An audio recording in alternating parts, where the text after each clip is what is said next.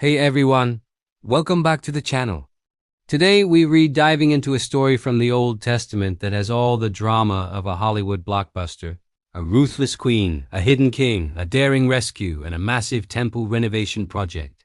We're in 2 Kings chapters 11 and 12, so the story kicks off with a power-hungry queen named Athaliah. After her son, the king of Judah, dies, she decides she wants the throne all to herself. And her plan is absolutely brutal. She orders the execution of the entire royal family. Every single one of them. She wants to wipe out the line of David completely so there are no other heirs. It's a dark, terrifying time for the kingdom of Judah. But in the midst of this horror, there's a flicker of hope.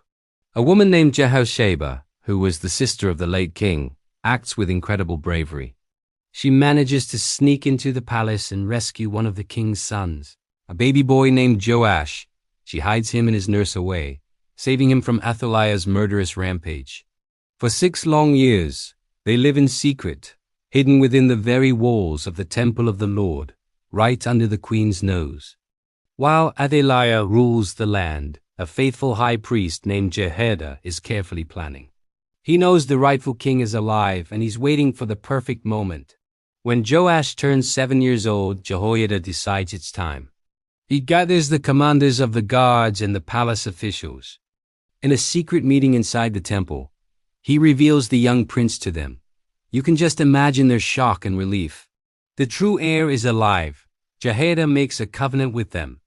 They swear an oath to protect the boy and restore him to his rightful place. The plan is meticulous. He arms the guards with spears and shields from the temple's own armory, the very weapons of King David. He divides them into 3 groups to secure every entrance and exit of the temple. They form a human shield around the young Joash, with orders to take down anyone who tries to break through their ranks. Then comes the big moment. Jehoiada brings Joash out before the people. He places the crown on his head, gives him a copy of the covenant, and anoints him as king. The crowd erupts. They clap their hands and shout, "Long live the king!" The noise is so loud that Queen Athaliah hears it from her palace. She rushes to the temple to see what's going on.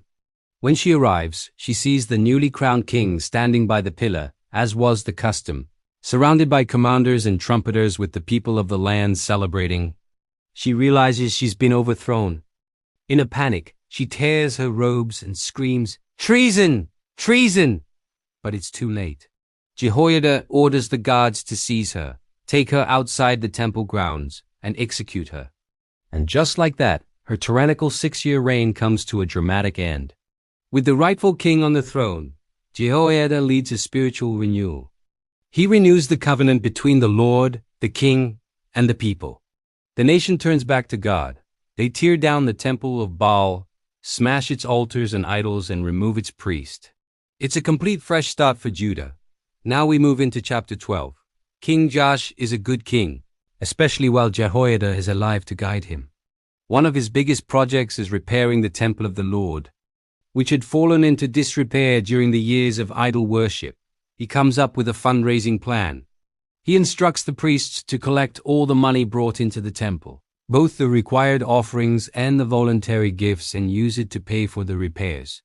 But years go by and nothing happens. The temple is still a wreck. The system isn't working. So Joash summons Jehoiada and asks why the repairs haven't been made. He proposes a new plan. He has a chest built with a hole in the lid and places it at the entrance of the temple. Now all the money goes directly into this chest. When it's full, the king's secretary and the high priest count the money together and pay the workers directly, the carpenters, the builders, the masons. This new, transparent system works beautifully. The money is used for its intended purpose, and the temple is finally restored to its former glory. The story of Joash is a powerful lesson in courage, faithfulness, and the importance of good leadership. It shows how one brave person can save a nation and how dedication can rebuild what was broken. It's a reminder that even in the darkest of times, hope can be preserved and light can overcome the darkness. Thanks for watching today. If you enjoyed this story, don't forget to hit that like button and subscribe for more deep dives into history's most incredible tales. See you in the next video.